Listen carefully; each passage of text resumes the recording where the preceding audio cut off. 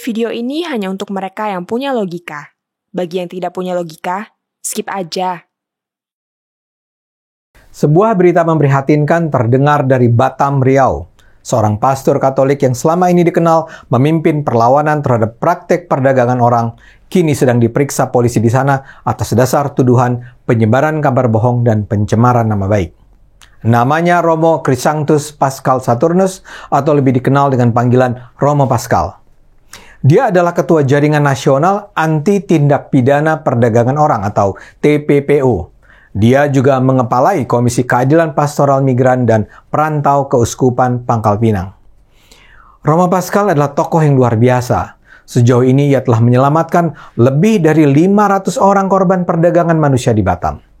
Umumnya pekerja yang ia selamatkan adalah orang-orang yang akan dijual sebagai pekerja ilegal ke Singapura dan Malaysia. Kasus terakhir yang ia tangani adalah pengiriman pekerja migran Indonesia di Pelabuhan Batam Center. Dalam kasus ini, Romo Pascal bahkan menampung 3 korban di rumah singgah Saint Teresa sambil menanti proses hukum. Tapi kasus ini pula yang membuat dia dilaporkan ke polisi. Romo Pascal diperiksa polisi karena laporan Wakil Kepala BIN Riau Bambang Panji Prianggodo. Bambang menuduh Romo Pascal menyebarkan berita bohong dan melakukan pencemaran nama baik terhadapnya. Pihak-pihak yang bersimpati terhadap Romo Pascal tidak tinggal diam. Pekan lalu berlangsung aksi unjuk rasa di Maumere dan Kupang. Kedua kota itu memang diketahui merupakan daerah asal banyak tenaga kerja yang dijual ke Singapura dan Malaysia. Juga ada petisi online yang mendesak pemerintah membebaskan sang pastor. Pengunjuk rasa menuduh telah terjadi kriminalisasi pejuang kemanusiaan. Di Maumere, aksi itu digelar oleh Jaringan Hak Asasi Manusia SIKA yang terdiri dari sejumlah organisasi, antara lain Pusat Penelitian Chandra Ditya Maumere, Institut Filsafat dan Teknologi Kreatif Le Dalero, Pusat Pastoral Keuskupan Maumere, Majelis Antara Tarekat Religius Keuskupan Maumere, Tim Relawan untuk Kemanusiaan dan Peradi Maumere. Di Kupang, ibu kota provinsi, aksi ini diikuti oleh para imam, suster, dan aktivis yang bergabung dalam Aliansi Warga NKRI Anti Perbudakan dan Perdagangan Orang. Para pendukung Romo Pascal menganggap pastor tersebut berperan besar melawan praktek perdagangan manusia yang memang menjadi gejala yang menakutkan di berbagai daerah di Indonesia, terutama NTT. Berbagai laporan menunjukkan bahwa NTT menjadi sarang korban perbudakan modern atau perdagangan orang. Hampir setiap hari, korban perdagangan orang diterima dalam peti mati di Bandara Internasional El Tari Kupang, Nusa Tenggara Timur. Antara tahun 2017 hingga Februari 2023, jumlahnya mencapai 625 jenazah.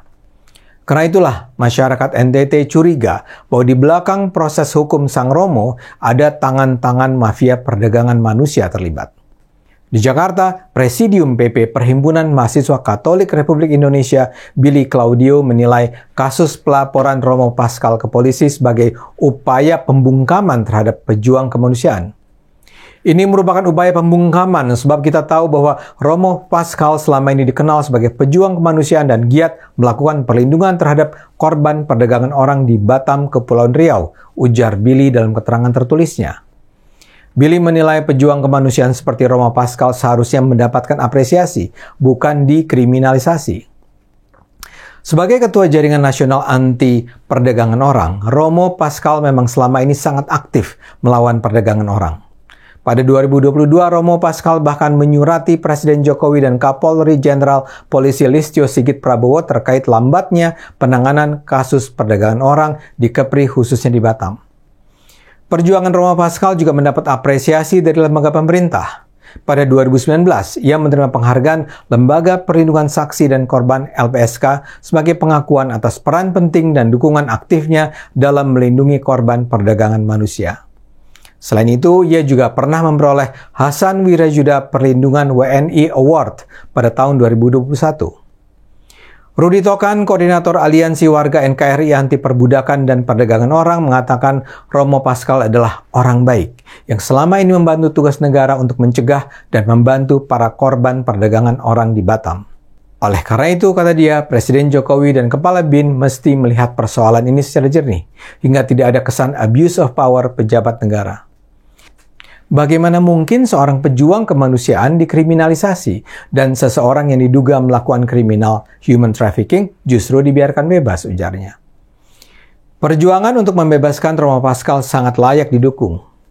Kisahnya bermula ketika pada 12 Januari 2023, ia berkirim surat kepada 12 instansi, termasuk Kepala Badan Intelijen Negara BIN, Jenderal Purnawirawan Budi Gunawan.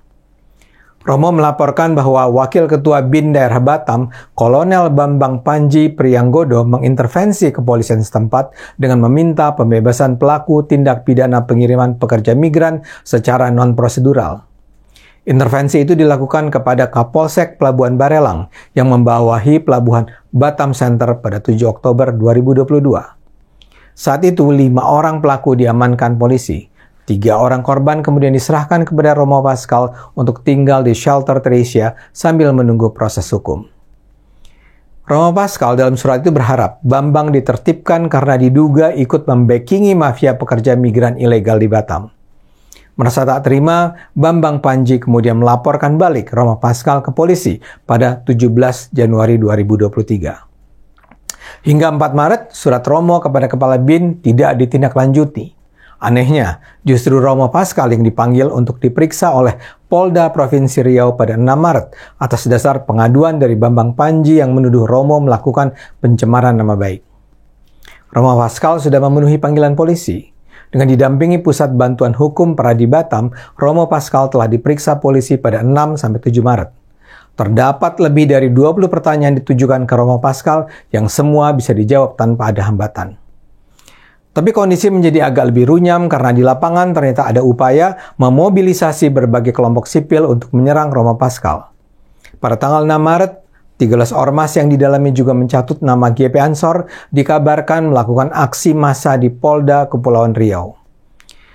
Dalam surat untuk menggalang peserta aksi terbaca adanya tuduhan bahwa Roma Pascal melakukan kristenisasi.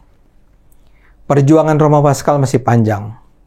Dan kita harus mendukungnya dengan segenap keterbatasan yang kita miliki.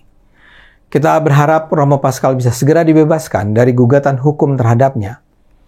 Mafia perdagangan manusia sudah begitu lama memangsa korban di Indonesia. Mereka sungguh jahat dan biadab. Ribuan korbannya menderita di berbagai negara tanpa mendapat bantuan semestinya.